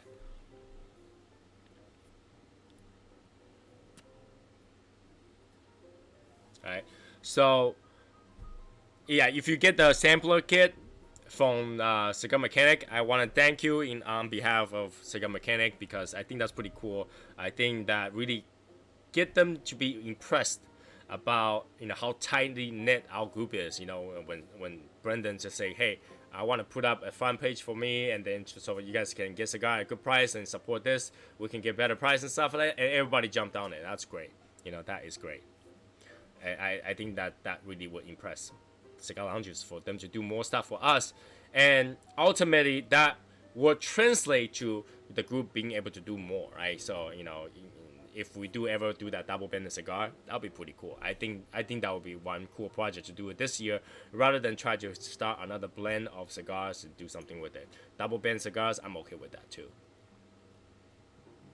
Okay. I'm looking at some of these. How does Michael get it so early? Michael, how do you get your thing so early? I'm jealous. But then Michael had to pay tax on it. Michael had to pay tax on that thing. Did you just get an extra Avo on there? Like, how did you... There's a 5-pack plus 1 Avo. Did you just get an Avo out of it?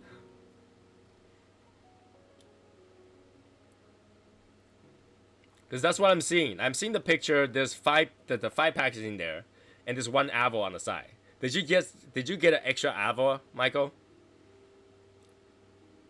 By the way, save that inch so we can smoke it together.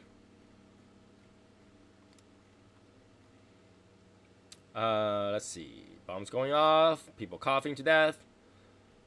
And Brian got more cigars. Pretty good.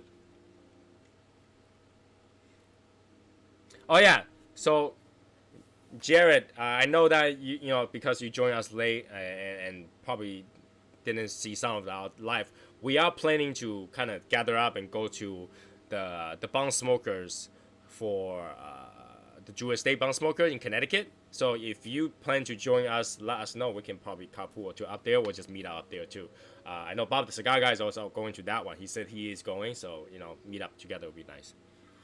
When is the inch smoke? I haven't decided yet. I haven't received it yet, so it will be probably first week of March. Okay, first week of March, because I'm going places last week of February, so probably first week of March we can do the inch smoke.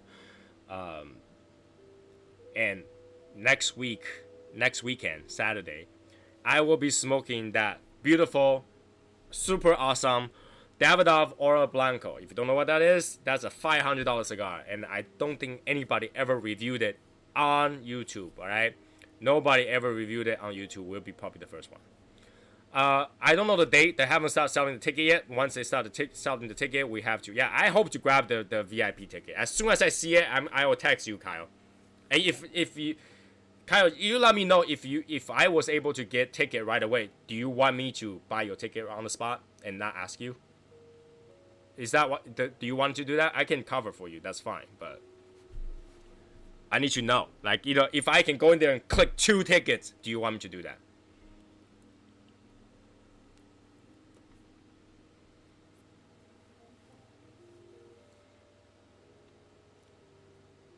All right.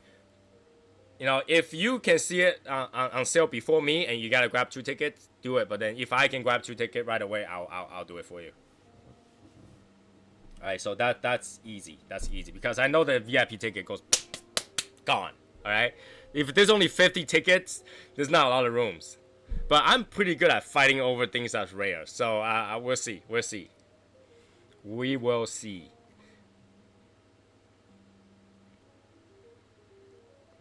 All right, so just let's see who got it first. If I got it quickly, I know, because I don't think there's gonna be a problem. If I got 1 extra ticket, I probably can find another member that want to go. So let's say if we got duplicate tickets or something like that, I'm pretty sure we can find members or let off that ticket to someone else.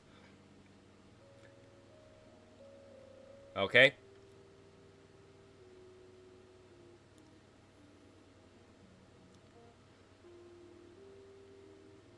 Yeah, the Oro Blanco is $500 each. It's not a cigar that I regularly smoke, for sure. I have my share of the Oro Blancos, but it's not something that I smoke all the time. but you know, you guys are gracious enough to send one over to me, so I am going to smoke that. I am going to smoke that the day after Valentine's Day. All right, in my suit, okay? Because you guys voted. There's more people that says do it with the suit, so I will smoke it in my suit. And I might not put my pants on it, but I will put the top suit on at least.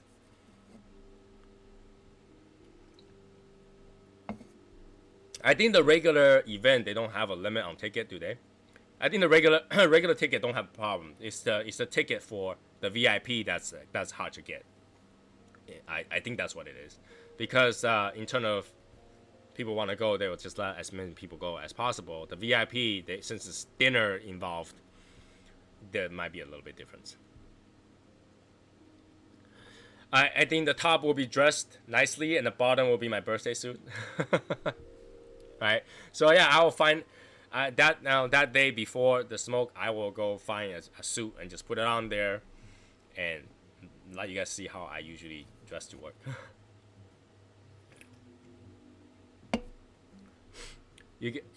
You do know you do have to pay a $10 when you get there, because they're not allowed to give you cigars without a purchase, and that $10 is a purchase.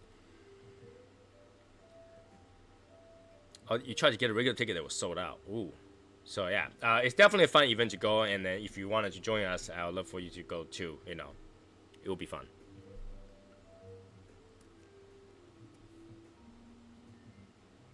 All right. All right. See.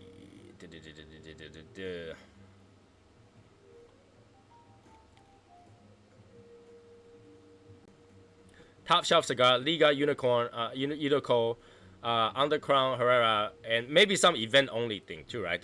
Don't they give event only stuff too?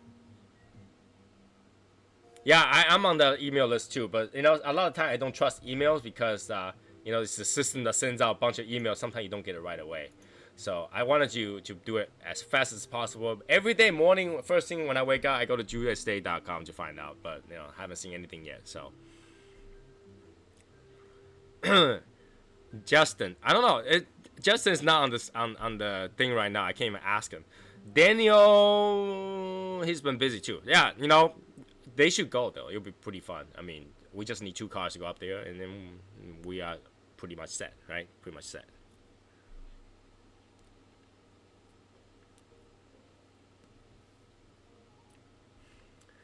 Kevin, he's been busy, right? I think Daniel and Kevin's always busy when we try to get them out, so. I should wear a Hugh Hefner's robe. I don't have one. You know, if anybody doesn't like to wear a robe, I don't like to wear a robe. I do not like to wear a robe at home. It's just, I don't feel comfortable. I actually don't like to wear a robe, so.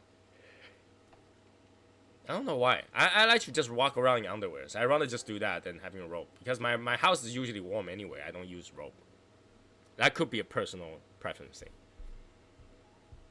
So yeah, 1 hour and 47 minutes. Oh, 48 minutes. This cigar has reached the end. So as usual, I'm going to let out my Davidoff. But overall, the thought on that cigar is actually pretty good. I actually like that. The cigar is pretty good. Surprisingly pretty good.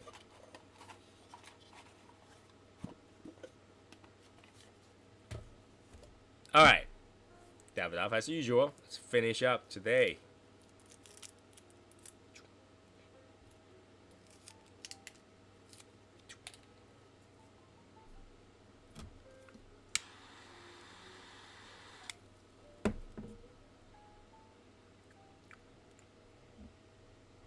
Consistency.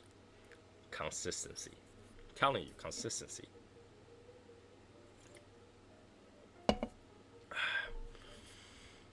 Woo!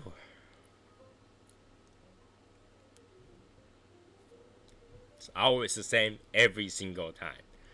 It doesn't ever get me disappointed. By the way, today I found a hotel actually has a balcony that you can smoke in New York. I almost booked that hotel, but you know, for brand hogging reason, my wife decided to say I want to stay in Conrad, so we actually booked Conrad. They are like I think Conrad's more expensive. Have any crown heads? A lot of us actually had crown heads. I had crown heads, but which crown heads are you talking about?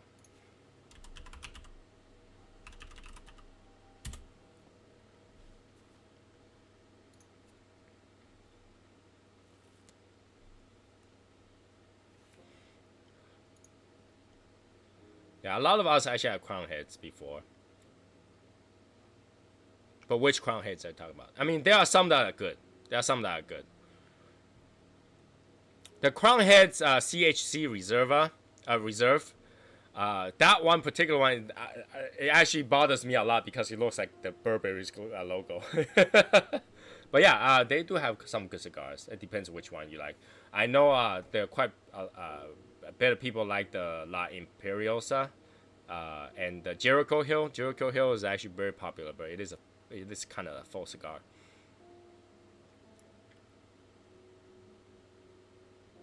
So it really depends on obviously personal preference. But I see a lot of La Imperiosa and the Jericho Hills.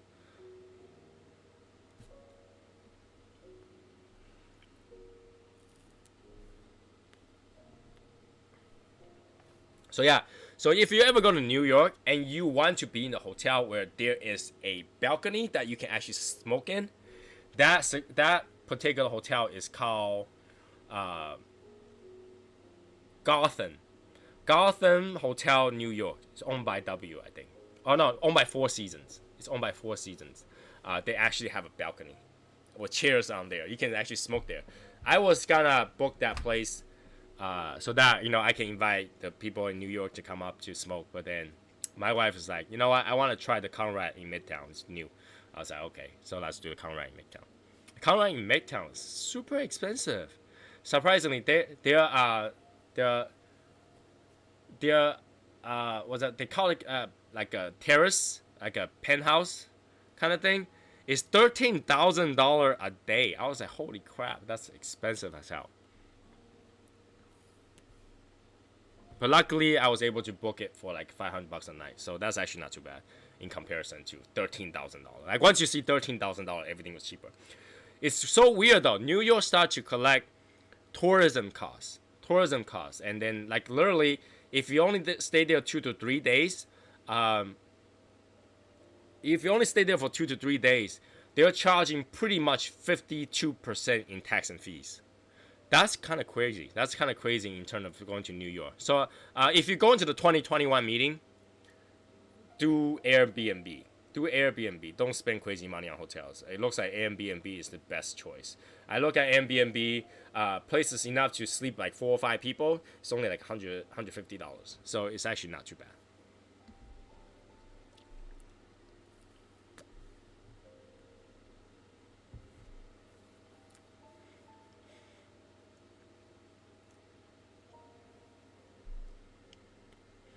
La Academic is good to smoke.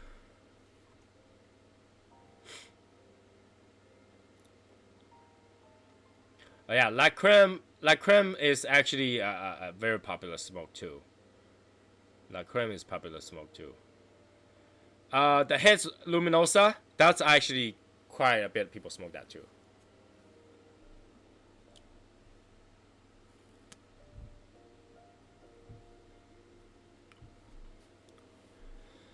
So yeah, I mean, in terms of cigar, I mean, we already know it's all about trying. So Jared, you are take your time. Every time we go to meet, try something different. When we talk about cigar all the time. I come here to smoke different cigar every time. So usually the cigar I smoke on screen is the cigar that's actually purchasable. You can find them. Rarely I smoke something that you cannot find them. So yeah, if I smoke something you're interested, feel free to ask questions so that we can, answer your questions. And we do a lot of smoke together too. Well, not a lot, but we do smoke together, which we try to get the same cigar so that we can all try to exchange notes online while doing the show. And the next one is gotta be the Inch cigar. So if you kind of missed it, Brendan Wells, I have it on the announcement. There's a link from Fox Cigar that buys this kit of cigars, and that will have the cigars that we are going to smoke if you can't find them.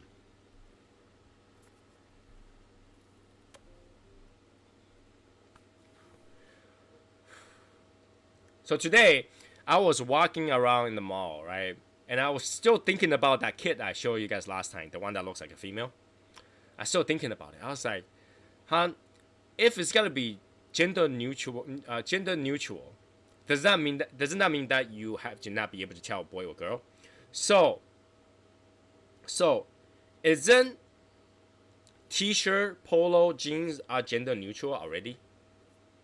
Because both boy and girl can wear it, and you won't be judging like this girl is wearing boy clothing, right? And in that perspective, if that boy was wearing girl clothes and a girl can wear it normally, that's not gender neutral anymore, right? Like, if I think of it that way, right? Gender neutral means both sex would have to wear it, and you will not question that whether or not it fits normally. Like, you will not say that, hey, it fits just fine on girls because it's girl clothes, but it kind of fits weird on this guy, right? That's no longer gender neutral. But then if it's gender neutral, it should be like something like t-shirt. A girl wear it, it look just fine. A boy wear it, just fine. And boy and boyfriend can wear the same t-shirt. You will not like, hey, why are you wearing the boyfriend's shirt, right? You will not say that. So t-shirt, polos, jackets are usually gender neutral already. Why will you go create another category of gender neutral is really just boy wearing girl clothes? Because there's nobody ever question about girl wearing boy clothes, right? You will never question a girl who drive a stick shift truck wearing a cowboy boots with jeans and t-shirts.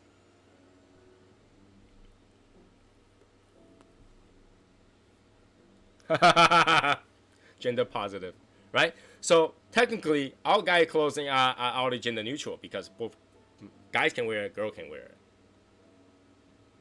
But on the flip side, girl clothes are actually not gender neutral. If anything, girl clothes is the one that has a gender gap, right? And I was walking in the street, I was like, and my wife just turned over and says, everything you're wearing is gender neutral. I was like, hon, everything I wear is gender neutral except my underwear.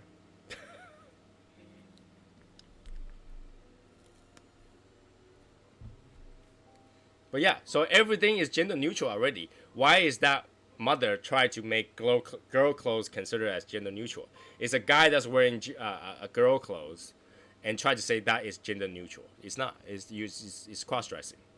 So yeah, I like, that kind of stuff bothers me because like the concept of it. Now, if they have a good reason, a good concept, I'll agree with it. But the fact that she's forcing the fact that it's like gender creativity, so that the guys can wear girl clothes, cross-dressing it, is kind of like what are you talking about? It doesn't make sense because guy clothes is already gender neutral. For example, this hoodie is guy clothes, right? Technically, but if Sherry's decide to wear this, it will look just as cool, right? Just as fine. So doesn't that mean it's gender neutral? So all guy clothes is technically gender neutral because it's not gotta be one guy or one girl that questions like, hey, are you wearing guy stuff? I just realized that today when I was walking around. It's kind of cool.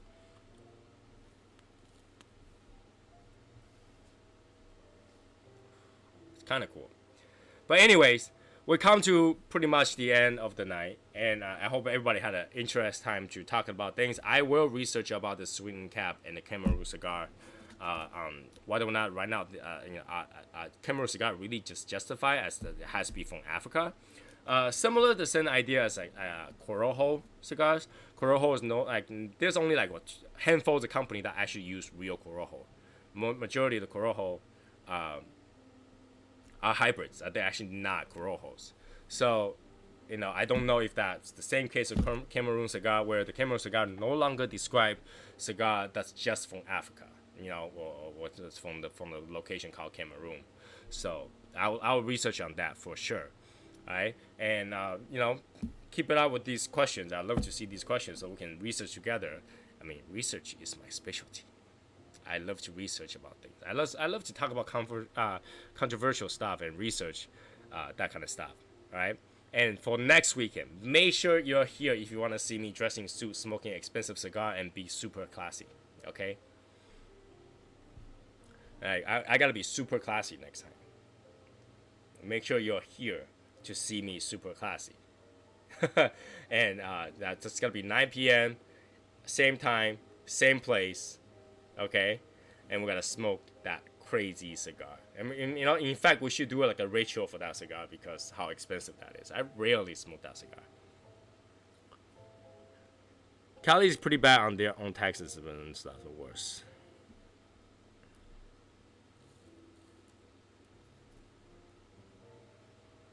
Alright, so be here, and of course, if any questions and cool stuff, post it in the group. Love to see it.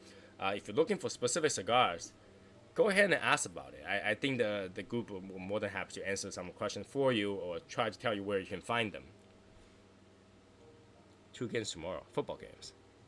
So do that, and enjoy your Sunday. I'm gonna enjoy my Sunday, and like I said, I'm gonna say that I'm gonna see you guys next time, sometime next week. And Hashimoto is gonna say, nah, you're coming up tomorrow. I'm gonna try to not come up tomorrow, okay? I'm gonna try to enjoy my Sunday and really not do anything crazy. Okay, that's what I'm gonna do. I burned my thumb. I really should rest. This thing needs healing. It needs a lot of healing. Okay, so I'm gonna try to not to come out tomorrow on podcast. In fact, I'm gonna try not to go on internet. That's impossible, but I'm gonna try to do that. I'm gonna focus tomorrow on finishing my tax, and all that stuff, and that way I don't have to keep looking at cigars. All right. So in terms of the guess what box of cigar I got, once I get it, I'll reveal it in one of the podcasts, and the winner will be announced, and they will win a cigar, and I'll just pick the cigar out of my humidor. Okay. So have a good night, everybody. And I know it's a few minutes early, but then we start kind of a few minutes early. So we're just going to end it here. Enjoy your night. Be safe. I know some places have some extreme weather, especially in Massachusetts. We have some crazy wind. Be safe. Stay home if you have to. And if any questions, I'll see you guys on Facebook. Have a good night. Be saucy, and I'll see you.